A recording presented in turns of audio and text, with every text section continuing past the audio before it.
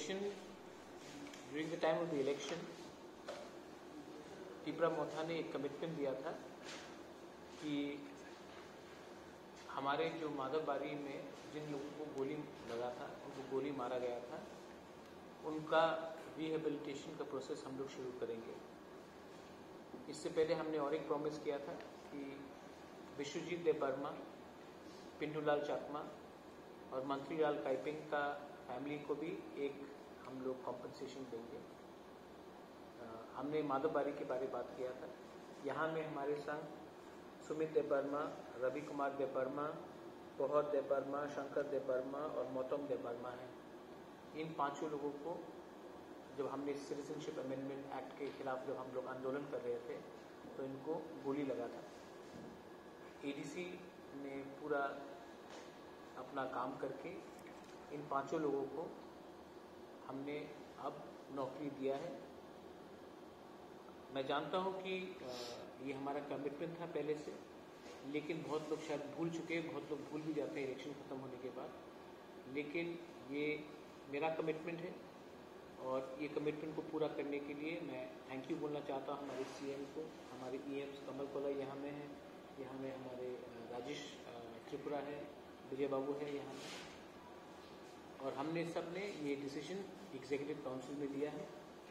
और अब हमारे ये जो 5 लोग हैं जिनको गोली लगा था जब माधवबारी का प्रोटेस्ट हुआ था, उनको नौकरी दिया जा रहा है। I would like to congratulate and thank everyone for keeping our promise.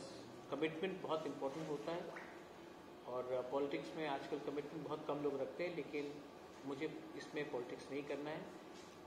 आप सबको कॉन्ग्रेचुलेशन, आपका नौकरी हो चुका है। ये नौकरी से इनका जो चोट, इनका जो दर्द है वो वापस तो नहीं जाएगा, लेकिन ये हमारी तरफ से एक छोटा सा एक जेस्चर है कि हम आपको नहीं भूले हैं, आपके खराब समय में हमने नहीं भूला।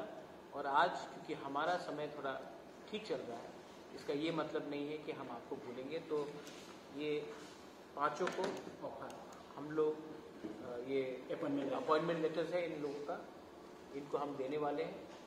एंड ये इम्पोर्टेंट अनाउंसमेंट है। बहुत लोगों को लगेगा शायद ये इम्पोर्टेंट नहीं, लेकिन तीपरा साहब होने के लिए जिन्होंने सैक्रिफाइस किया है, जिन्होंने सैक्रिफाइस किया, आज ये लोग नेता नहीं है लेकिन इन्होंने बहुत सैक्रिफाइस किया है और इनका सैक्रिफाइस, इनका बलिदान ऐसा नहीं जाना चाहिए। इसके लिए हमने इनको ये जॉब का अपॉइंटमेंट लेटर हम दे रहे हैं। Thank you very much. ये वायलेंस से हमारा स्टेट का छवि खराब होता है और जो अटैक्स हुआ है, वेदर जर्नलिस्ट के ऊपर हुआ है, कहीं में लॉयर्स के ऊपर हुआ है, कहीं में वर्कर्स के ऊपर हुआ है, कोई भी पार्टी से ऐसा रकम का वायलेंस से हमारा स्टेट का छवि भी खराब होता है और इस वायलेंस से किसी को कुछ नहीं मिलता।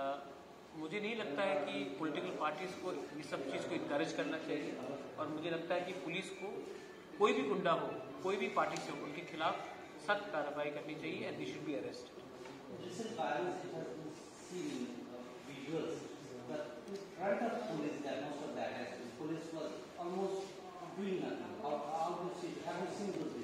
Have you seen the visuals जहां में मेरे ऊपर अटैक हुआ था एसडीएम ऑफिस में 9 अप्रैल में?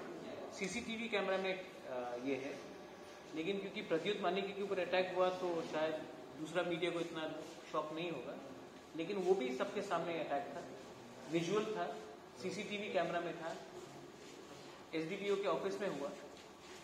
कोई भी एक आदमी भी अरेस्ट हुआ है उसमें? जब मैं ही सुरक्षित नहीं हूं तो कॉमन मैन का क्या होगा? इसके खिलाफ जब एक बार गुंडा लोग बच जाते हैं गुनाह करके, तो उनके पास भी वो भी लैक्स हो जाते हैं और पुलिस को जब कहा जाता है कि डोंट अरेस्ट, तब इसमें क्राइम ही बढ़ता है।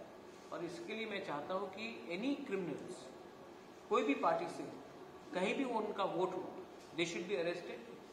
वायलेंस करके किसी को कुछ नहीं मिलता है। आपने देखा है कि जब मेरे ऊपर अटैक हुआ, किसी ने एक आदमी भी आज तक अरेस्ट नहीं हुआ। तो इसका मतलब क्या है कि ये अगर प्रद्युत मानिकी को भी अटैक करके कोई अरेस्ट नहीं होगा, तो आम जनता को अटैक करके किसी का ऑफिस जलाने से भी किसी को कुछ प्रॉब्लम नहीं है, क्योंकि कोई अरेस्ट नहीं होता है।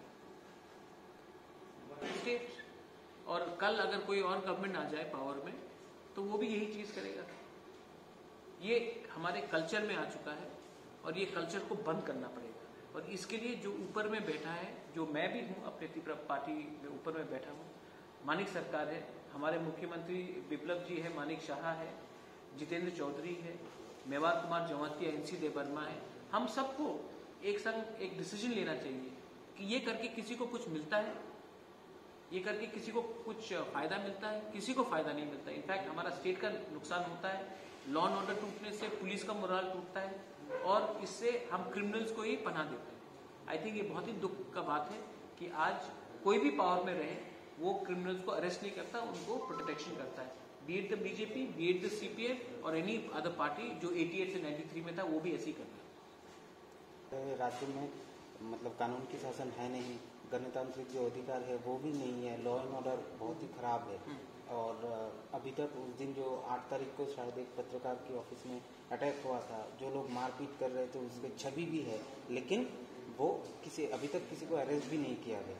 क्या कहेंगे इसके विषय में? आप क्या कहेंगे जब मेरे ऊपर अटैक हुआ? क्योंकि मैं अगरतला का नहीं हूँ, क्योंकि मैं इतना पॉपुलर यहाँ में नहीं हूँ, तो अगर मेरे ऊपर कोई अटैक करेगा, मोहनपुर में मेरे ऊपर अटैक हुआ था, तब आप इतने नाराज क्यों नहीं थे? उस समय भी जो गुंडा था वो भी सीसीटीवी कैमरा में था, इतने लोग थे, पुलिस को ऊपर हमला हुआ था, उस समय भी कोई अरेस्ट नहीं हुआ। मतलब क्या है इसका मैसेज क्या है? कि आप कुछ भी कर सकते हैं और आपको कोई अरेस्ट नहीं करेगा। तो ये शुरुआत था वो मेरे ऊपर अटैक, ये चलते रहेगा, ये पॉलिटिकल वायलेंस कल्चर में है और मुझे बहुत दुख लगता है कि ऐसे रकम के वायलेंस से नुकसान हमारा स्टेट का ही होता है। मैं फिर से कह रहा हूँ, किसी के ऊपर भी अटैक हो, दे शुड बी अरेस्टेड। और मैं और एक बात बोलना चाहता हूँ, हमारे ये जो 5 लोगों को गोली मारा था, एक पुलिस सस्पेंड हुआ माधवबारी में। जब 5 लोगों को गोली मारा गया था, इनके पास तो कोई हथियार नहीं था, इनके पास तो कोई छुरी तलवार या बंदूक नहीं था, तभी भी इनको गोली लगा है। कोई अरेस्ट हुआ, कोई सस्पेंड हुआ। तो ये बात आपको सोचना चाहिए कि किसके ऊपर हमला करने से कोई सस्पेंड नहीं होता है। और मीडिया को भी एक बार अंदर से देखना चाहिए कि जब इनके ऊपर अटैक हुआ तो मीडिया इतना नाराज क्यों नहीं था। आज जब अगरतला में हो रहा था, क्योंकि एक बार आपने छूट दे दिया किसी को, प्रशासन को, तो वो प्रशासन वापस आपको मारेगा 2 बार, 3 बार, 4 बार, 5 बार। आपको भी सोचना चाहिए।